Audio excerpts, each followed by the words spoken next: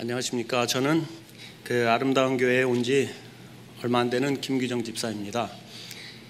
제가 간증을 시작하기 전에 잠깐 양해 말씀을 구할 것은 제가 이 publicly 간증을 하는 게 처음입니다. 제가 신앙생활을 오래 했는데요. 그 이유 중에 하나는 제가 너무 부족한 사람이기 때문에 그동안 모든 그런 요청을 거절했고요. 이번에는 특별히 하나님의 인도하심이 있어서 이 자리에 섰습니다. 그리고 또 간증자가 스스로 먼저 은혜를 받더라도 이해해 주시기 바랍니다. 저는 이제 작년까지 플러 신학교에서 공부를 하다가 골든 게이트 신학교, 지금 이제 게이트웨이 신학교로 옮기게 됐습니다. 그 이유는 플러 신학교가 동성 결혼에 대해서 굉장히 진보적인 입장으로 키우는 걸 보고 그런 결단을 하게 됐습니다. 그래서 신학교로 옮기면서 같은 이제 침례교회 교단을 찾던 중에 아름다운 교회에 출석하게 됐습니다. 그런데 교회에 온 지 얼마 안 돼서 기도원 구입과 함께 이 보수 공사가 시작되었습니다. 저는 참 기쁜 마음으로 동참하게 됐습니다. 이 교회는 참 할 일이 많구나. 그래서 온 힘을 다하여 그 일에 헌신하고 있습니다. 저는 현재 캘폴리 포모나에서 교수로 기계공학을 가르치고 있고요. 여름방학에는 그래서 강의를 이틀로 다 몰아놓고 나머지 시간들은 다 교회에 올라가서 봉사를 하고 있습니다.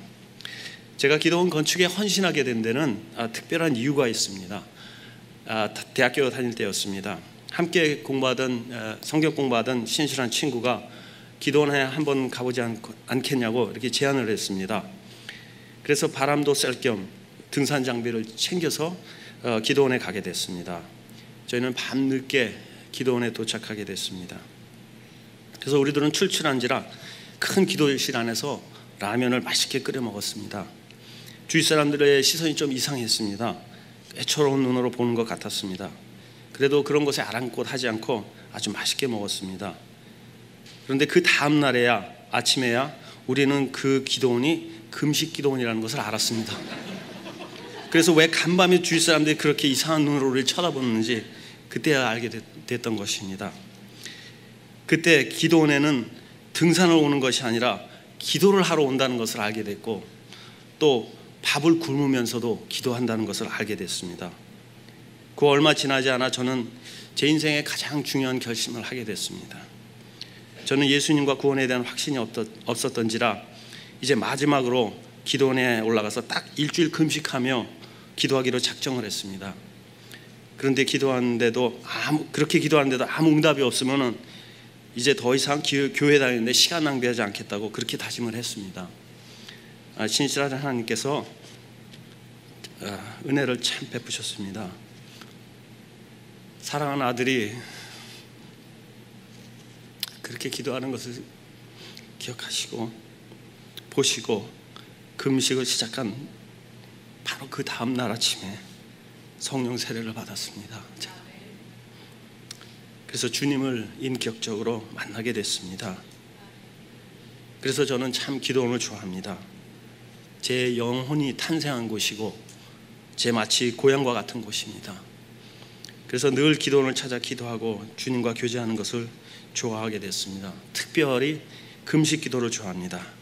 그래서 제 개인적인 생각으로는 이 아름다운 기도원에는 주방을 아예 없애버렸으면 좋겠습니다. 이렇게 저는 제 인생의 가장 소중한 분을 기도의 동산에서 만났습니다. 제 인생에 예수님만큼이나 소중한 사람도 역시 기도원에서 만나게 됐습니다. 제가 대학원 졸업반 때 일입니다. 늘 연말 연시가 되면 기도원으로 기도하러 갔습니다. 그 해에는 대천덕 토레이 신부님이 계시던 강원도 황지의 예수원으로 갔습니다. 청년부 형제 자매들과 함께 올라가게 됐습니다. 제가 다니던 본교회는 워낙에 보수적인 곳이라 신앙적인 색깔이 저와 많이 달라져서 그래서 그다지 그렇게 티를 내지 않고 신앙생활을 하고 있었습니다. 하나님께서 그때 한 자매의 눈을 열어주셔서 제 안에 있는 하나님을 향한 사랑을 보게 하셨고 지금까지 같은 주소지에서 30년 가까이 살 수 있는 은혜를 주셨습니다. 이렇듯 제 인생의 소중한 일들이 기도원에서 기도하는 가운데 이루어졌습니다. 제가 아름다운 교회를 출석한 지 얼마 안 되어 기도원 구입 소식을 듣고 참 감사했습니다.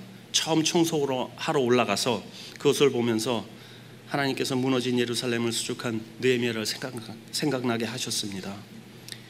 기쁨으로 시간 날 때마다 올라가서 일을 하고 있습니다. 일이 힘들 때도 있지만 위험한 일을 감당해야 될 때도 있습니다. 그때마다 하나님의 많은 위로와 사랑을 넘치게 받습니다. 언젠가 혼자 지붕에 올라가 작업할 때입니다.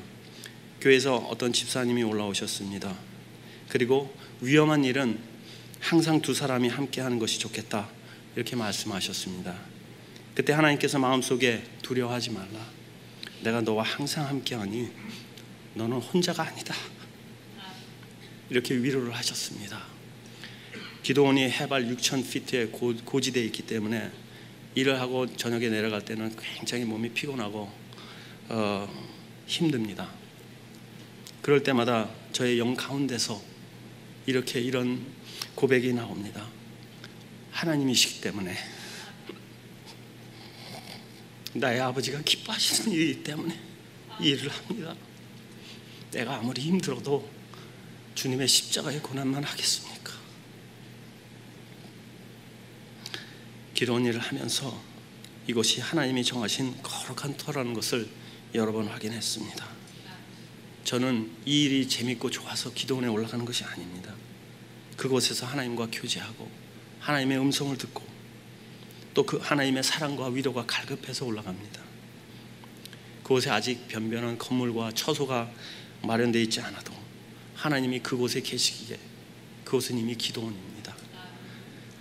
단지 우리가 현재 눈으로 보지 못할 뿐이지만은 그곳에는 이미 기도원이 세워졌고 그리고 하나님이 이루셨습니다. 오셔서 기도하십시오. 주님을 만나십시오. 하나님의 음성을 들으십시오. 기도의 방이 제일 먼저 이미 오픈되어 있습니다.